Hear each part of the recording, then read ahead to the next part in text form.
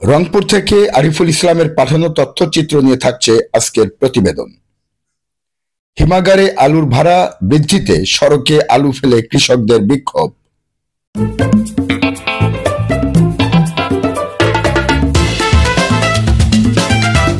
আকর্ষণীয় নতুন সাজে পোলার আইসক্রিম।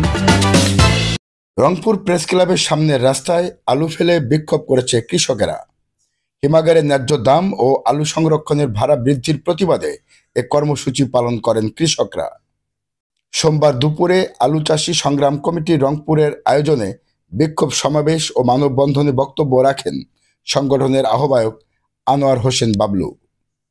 বাংলাদেশ ক্ষেত মজুর ও কৃষক সংগঠনের কেন্দ্রীয় আহ্বায়ক আহসানুল আরেফিন তিতু সহ অন্যান্যরাও।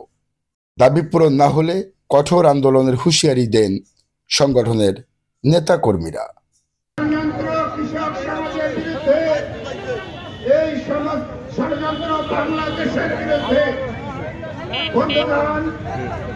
আপনারা দেখেছেন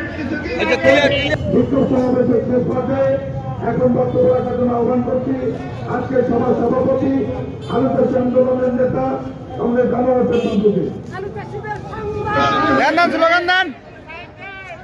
এই ষড়যন্ত্র দেশের মানুষের বিরুদ্ধে, এই ষড়যন্ত্র কৃষক সমাজের বিরুদ্ধে, এই ষড়যন্ত্র বাংলাদেশের বিরুদ্ধে।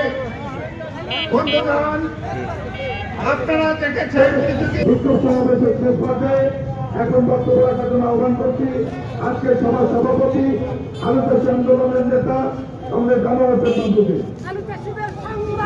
করানগরে সুবিধি যাওয়ার জন্য অনুরোধ করছি।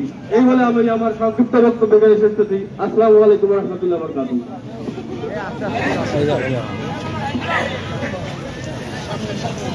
ধন্যবাদ। আপনারা দেখতে পাচ্ছেন কৃষকের কষ্টের ফসল আলু, সেই আলু 100 টাকা ভাড়া করতে হবে। 100 টাকা